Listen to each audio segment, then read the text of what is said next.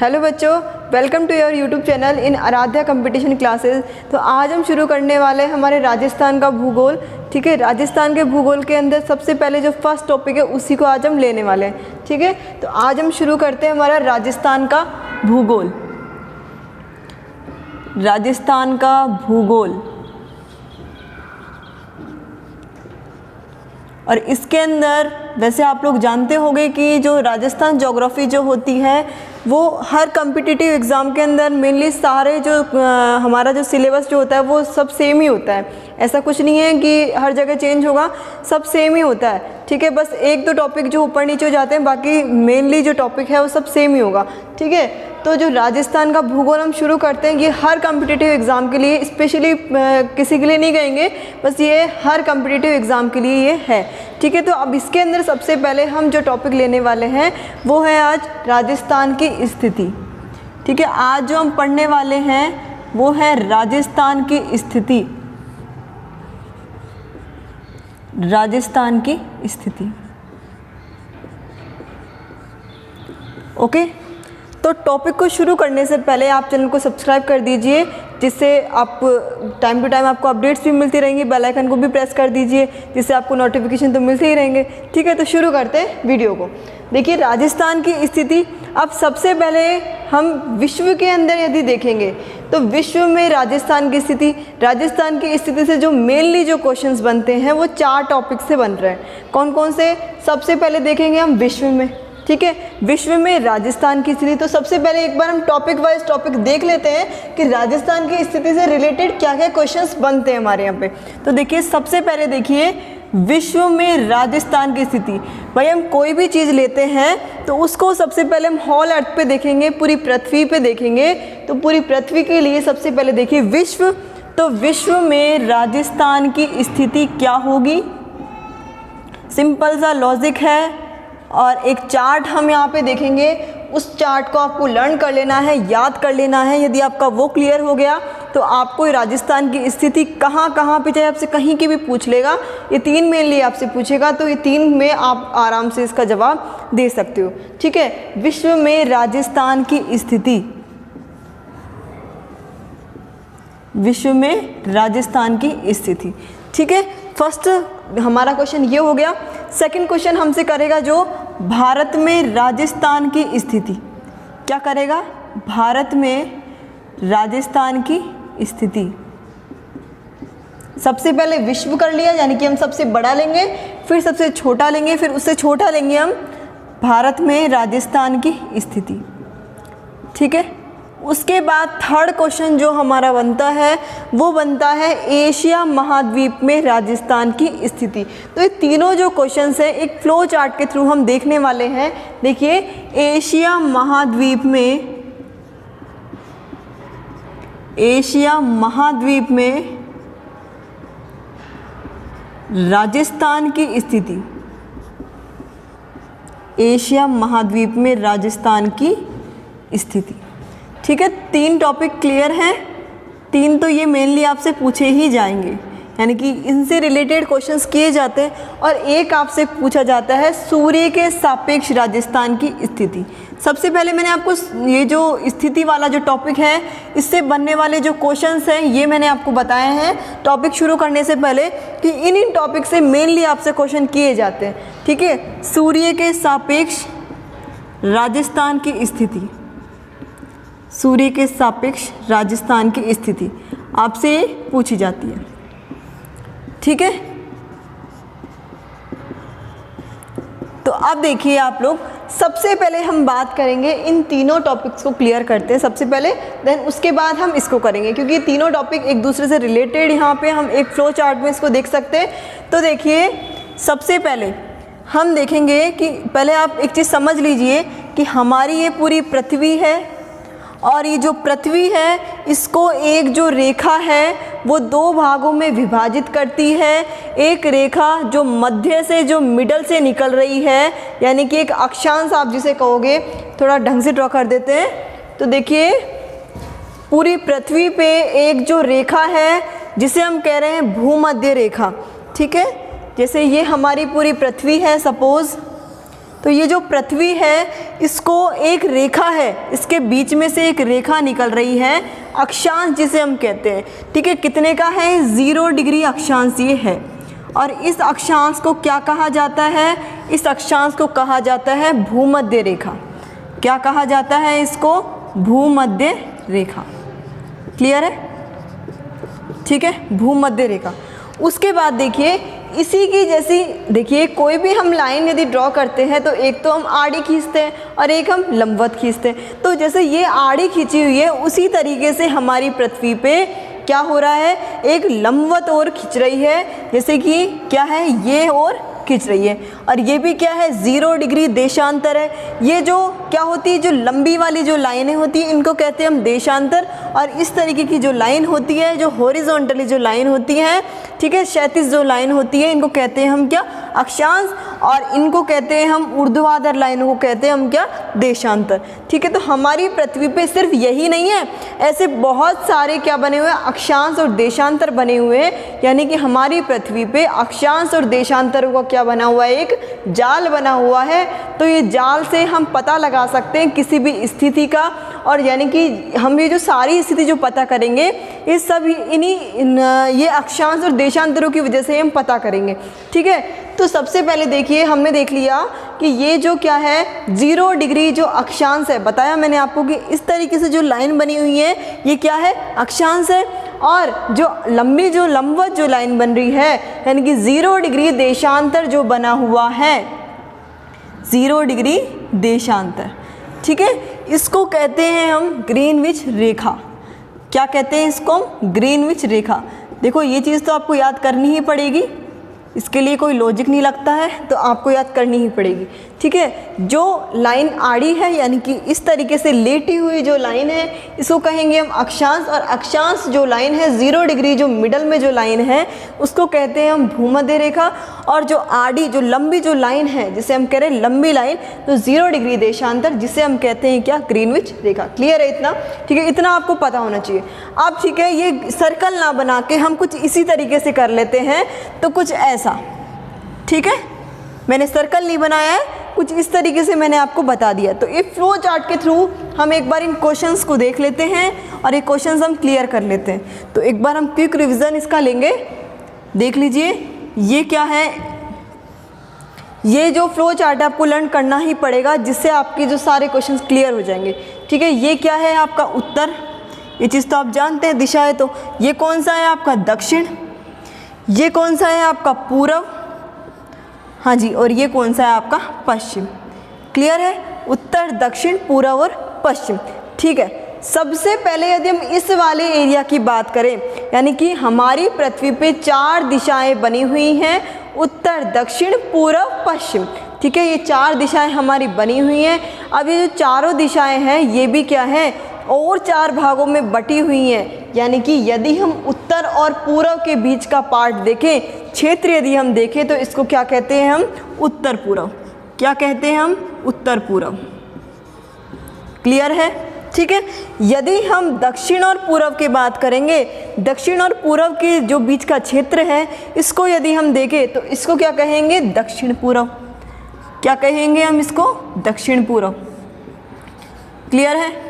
इसके बाद यदि हम किसकी देखें, दक्षिण और पश्चिम की यदि हम बात करें, तो इनका जो क्षेत्र है इस क्षेत्र को कहेंगे हम क्या? दक्षिण पश्चिम। क्या कहेंगे इस क्षेत्र को? दक्षिण पश्चिम। क्लियर है इतना? उसके बाद यदि हम किसका देखें, उत्तर और पश्चिम का यदि एरिया देखते हैं, तो हाँ जी, उत्तर पश्चिम का क्या होगा? उत्तर पश्चिम होगा। उत्तर पश्चिम का बीच का जो एरिया है उत्तर और पश्चिम का, तो क्या होगा? जो क्षेत्र है क्या कहलाएगा? उत्तर पश्चिम। क्लियर है इतना? चलिए अब आगे चलते हैं। ठीक है, इसके बाद देखो ये दिशाएं हमने देख ली, 4 दिशाएं, 4 को विभाजित किया हुआ वही चीज़ है, बस इसको मैंने इस सर्कल ना बना के इसको डायरेक्टली ऐसे कैसे मैंने दर्शा दिया। ये क्या है? अक्षांश है और ये क्या है आपका? देशांतर है। यानी कि इस तरीके से मैंने आपको दर्शा दिया। अब देखिए कि यदि हम इस फ्लो चार्ट के थ्रू यदि पता करें इनकी स्थिति का, तो सीधा सा फंडा है, ये सबसे पहले आप लगा लो विश्व का।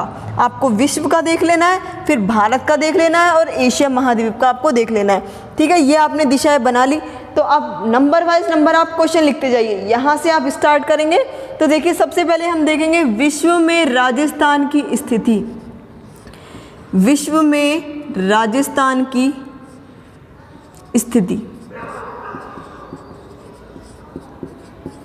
ठीक है, फर्स्ट क्वेश्चन हमारा हो गया। तो हाँ जी, विश्व में राजस्थान की स्थिति, तो क्या स्थिति होती है? उत्तर पूर्व। क्या स्थिति होती है हमारी विश्व में राजस्थान की स्थिति? कौन सी है? उत्तर पूर्व। यदि हम उत्तर पश्चिम की बात करें, ठीक है, आगे चलिए, इसके बाद यदि हम बात करते हैं तो भारत में राजस्थान की स्थिति क्या होता है? भारत में राजस्थान की स्थिति, तो हाँ जी, कौन सी है भारत में राजस्थान की स्थिति? कौन सी है? उत्तर पश्चिम। क्लियर है। उसके बाद यदि हम दक्षिण पश्चिम की ओर चलें तो कौन सा हो गया? कौन सा है क्वेश्चन? देखिए यहाँ पे जो है कौन सा है ये? एशिया महाद्वीप में, एशिया महाद्वीप में, एशिया महाद्वीप में राजस्थान की स्थिति। क्लियर है। तो एशिया महाद्वीप में राजस्थान की स्थिति क्या है? देखिए दक्षिण पश्चिम। क्लियर हो गए तीनों क्वेश्चन, ठीक है। इस फ्लो चार्ट के थ्रू आपके क्लियर हो गए होंगे, आई होप समझ में आ गया होगा, ठीक है। सबसे पहले हम फिर से रिपीट कर लेते हैं। उत्तर पूर्व में क्या है? विश्व में राजस्थान की स्थिति यदि हमसे पूछेगा तो क्या है? उत्तर पूर्व। भारत में राजस्थान की स्थिति यदि हमसे पूछ रहा है तो कौन सा है? उत्तर पश्चिम।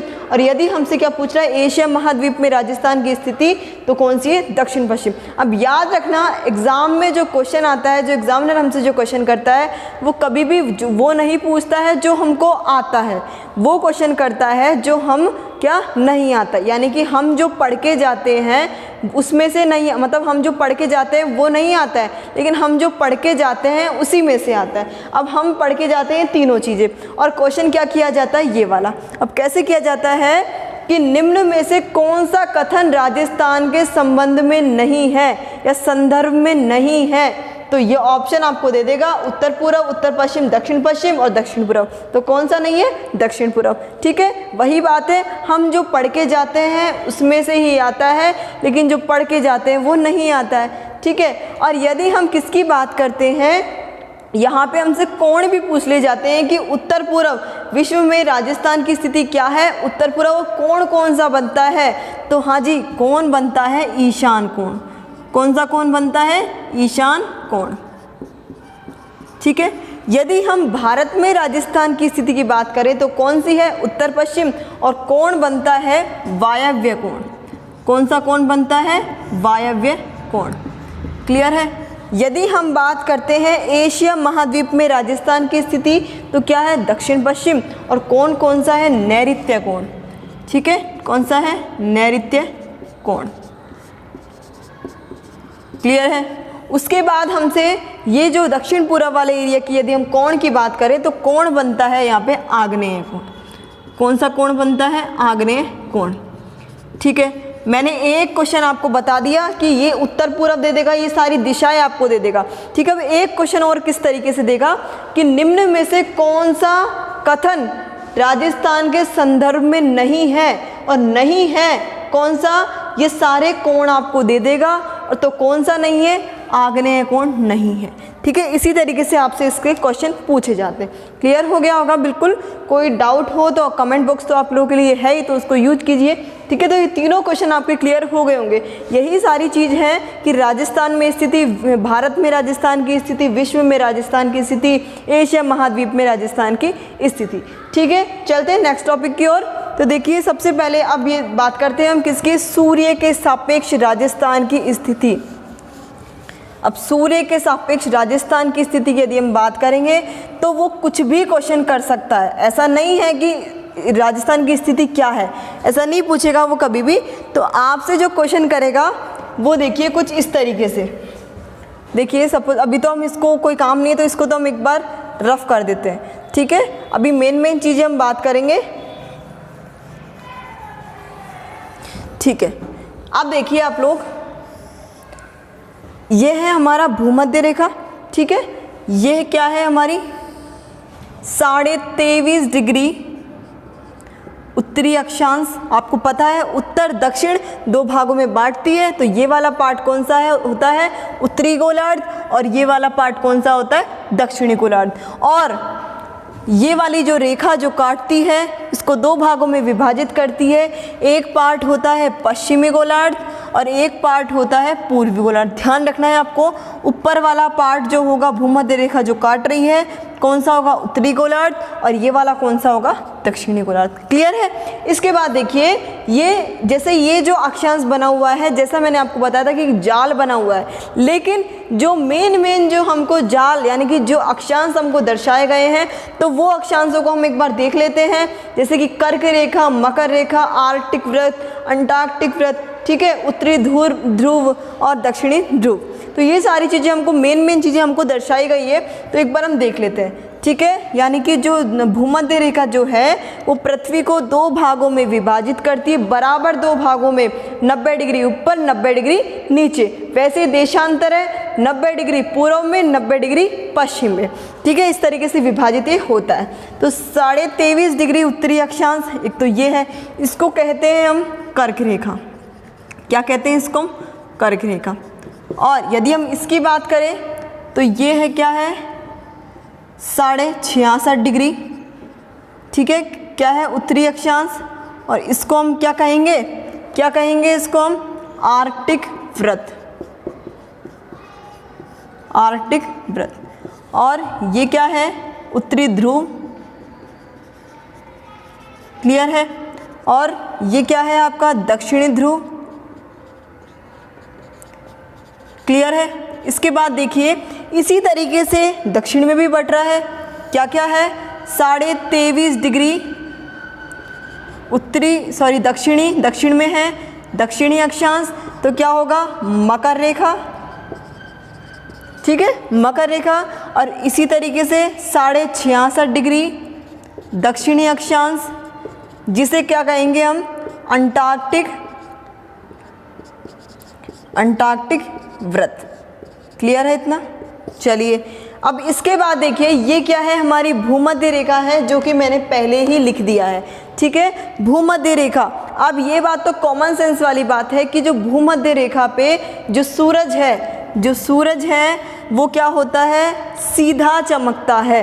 यानी कि भूमध्य रेखा पे क्या होता है जो सूरज की किरणें जो होती है वो क्या पड़ती हैं सीधी पड़ती है। तो जब गर्मी, आपको पता है कि एक प्रैक्टिकली चीज़ करके देखना कि जब गर्मी ज़्यादा होती है तो तापमान ज़्यादा होता है कि कम होता है? ऑब्वियसली क्या होता है तापमान ज़्यादा होता है। तो यानी कि क्या होगा जब सूरज की किरणें भूमध्य रेखा पे पड़ती हैं तो सिंपल सी बात है क्या होगा यहाँ पे उच्च तापमान होगा। ठीक है, क्लियर है। उसके बाद यदि आप देखिए क्या होता है तापमान यदि उच्च है तो यहाँ पे क्या आती है व्यापारिक पवनें आती है। ध्यान देना कि जो जीके देखो ऐसे ही होती है, ज्योग्राफी इसी तरीके से होती है, तो हमको ऐसे ही पढ़ना पड़ेगा इसको। ठीक है, तो जो क्या आती है जो सूरज की जो किरणें आती हैं वो तापमान ज़्यादा होने की वजह से, ठीक है, तापमान क्या हो जाता है वहाँ पे ज़्यादा हो जाता है। और जब व्यापारिक पवनें जो आएंगी, अब आप जानते हैं हवा जब आती है तो वो गर्म होगी। भाई गर्म है, तापमान क्या है ज़्यादा है तो गर्म तो होगी। और गर्म हवा सिंपल सी बात है, ये आपने पहले ही छोटी क्लासेस में पढ़ लिया होगा कि जो तापमान क्या ज़्यादा होने की वजह से जो हवा है वो गर्म होने की वजह से क्या होती है हल्की होती है। और हल्की चीज़ कहाँ उठती है ऊपर उठती है। जैसे आप बलून गुब्बारा जानते हैं कि हल्का होता है तो क्या होता है ऊपर को उठता है, तो वही सीन यहाँ पे होता है। व्यापारिक पवनें यहाँ पे चलती हैं, हवाएं यहाँ चलेगी तो क्या होगा जो हवाएं वो आएंगी गर्म होके ऊपर को उठेंगी। और ऊपर को उठेगी तो क्या होगा उसके अंदर आर्द्रता नमी भर जाएगी। नमी भर के क्या होता है बादल बन जाते हैं और बादल बन के बारिश हो जाती है। तो हाँ जी, जब बारिश यहाँ पे हो रही है तो मैं क्या हो गया अच्छी वर्षा यहाँ होगी। जब तापमान अच्छा है तो अच्छी वर्षा होगी कि नहीं होगी। और अब आप लोग जानते हैं कि जितना पानी अच्छा है उतनी ही क्या है वहाँ पे फसलें अच्छी हैं। जो वन है कैसे हैं सदाबहार वन है, तो यहाँ पे जो वन है वो कैसे होंगे उष्ण कटिबंधीय सदाबहार वन। ठीक है, कैसे होंगे उष्ण कटिबंधीय सदाबहार वन। क्लियर है इतना?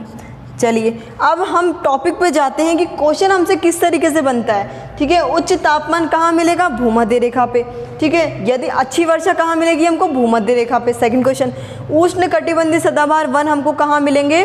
कहाँ मिलेंगे हमको? भूमध्य रेखा पे। कारण क्या है? उच्च तापमान और अच्छी वर्षा होने के कारण, ठीक है। और हमसे अब क्वेश्चन किया जाता है, देखिए काल्पनिक क्वेश्चन किया जाएगा, कैसे कि यदि किसको, जो भूमध्य रेखा है इसको यदि कर्क रेखा पे स्थानांतरित कर दिया जाए, कल्पनात्मक क्वेश्चन है, यदि भूमध्य रेखा को कहाँ कर दिया जाए स्थानांतरित?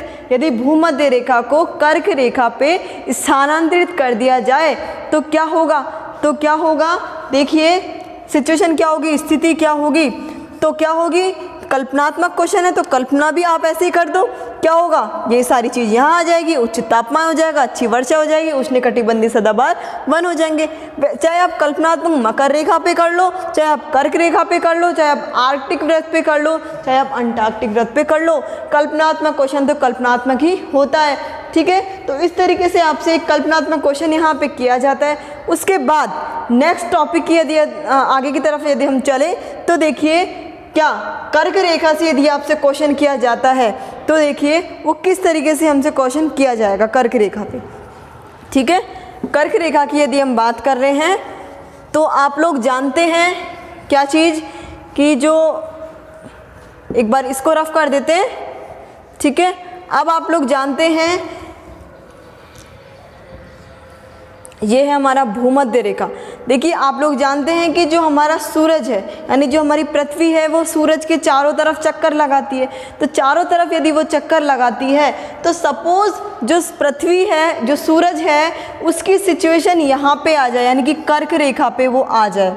तो कर्क रेखा पे यदि वो सिचुएशन आ जाए तो क्या होगा? कर्क रेखा पे ज़्यादा क्या होगा? किरणें पड़ेगी, ज़्यादा किरणें पड़ेगी, वहाँ पे क्या होगा? तापमान अच्छा होगा।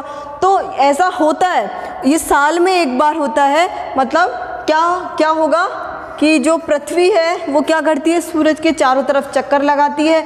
तो वो दिन कौन सा होता है? कर्क रेखा पे सीधी किरणें जब पड़ती हैं तो वो दिन होता है 21 जून का, वो दिन होता है। क्लियर है? याद रखना है ये डेट आपको। 21 जून के दिन जो सूरज है वो कर्क रेखा पे क्या चमकता है? सीधा चमकता है, सीधी किरणें पड़ती हैं। तो क्या होता है? 21 जून। और जब क्या होगा? तापमान ज़्यादा होगा तो यहाँ पे क्या होगी? गर्मी होगी। क्या होगी? यहाँ पे गर्मी होगी, ठीक है। और आप जानते हैं ग्रीष्म ऋतु यदि हो रही है, ग्रीष्म ऋतु यदि है तो आप लोग जानते हैं कि रातें बड़ी होती है कि छोटी होती है? सिंपल सी बात है, क्या होती हैं? जो रातें होती है वो छोटी रातें होती हैं। और क्या होता है? बड़े दिन होते हैं यहाँ पे। किस दिन? 21 जून के दिन बड़े दिन यहाँ पे होंगे, ठीक है। क्लियर है? और अब आप लोग जानते हैं, कभी प्रैक्टिकल करके देखना कि जब सूरज की परछाई, सूरज की किरणें जब हमारे पे गिरेगी तो सीधी यदि पड़ेगी तो क्या होगा? हमारी परछाई बड़ी ना दिख के क्या दिखती है? छोटी दिखती है। तो क्या होगा? यहाँ पे छोटी परछाई दिखेगी। क्लियर है? छोटी परछाई। तो आपसे क्वेश्चन कर लिया जाता है कि क्या छोटी रातें कब होंगी, ठीक है। छोटी रातें कब होगी? 21 जून के दिन। बड़े दिन कब होंगे? कब होंगे? 21 जून के दिन। छोटी परछाई कब पड़ेगी? कब दिखेगी? 21 जून के दिन। क्यों होगी? क्योंकि सूरज की जो किरणें हैं वो क्या हो रही है? कर्क रेखा पे क्या पड़ रही है? सीधी पड़ रही है। तो इसी तरीके से काफ़ी सारे क्वेश्चन हैं, ये डेट आपको याद रखनी है 21 जून के दिन, ठीक है।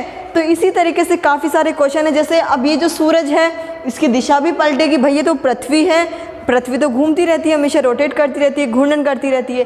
तो क्या होगी? वो कभी ना कभी मकर रेखा पे भी आएगी। तो ये जो मकर रेखा वाली जो सिचुएशन है ये हम नेक्स्ट वीडियो में पढ़ेंगे, ठीक है। आज के लिए हम इतना ही रखेंगे। और ये सारी सिचुएशन मैंने आपको समझा दी, सूर्य के सापेक्ष से बनने वाले कुछ क्वेश्चंस मैंने आपको समझा दिए। बाकी आने वाले वीडियोज़ के अंदर हम उसको भी कंप्लीट कर लेंगे। और राजस्थान जो ज्योग्राफी है, राजस्थान का भूगोल है, उसके सफ़र को हम कंटिन्यूसली निरंतर हम चलाए रखेंगे इसको, ठीक है। तो आज हम इतना ही करेंगे। यदि वीडियो पसंद आए तो लाइक करना, शेयर करना, कमेंट करना। यदि कोई भी प्रॉब्लम हो तो आप कमेंट कर सकते हैं। क्वायरी आप लोगों के लिए ब्लैंक है तो आप उसको यूज़ कीजिए, ठीक है। आज के लिए हम इतना ही रखने वाले हैं। Thank you so much.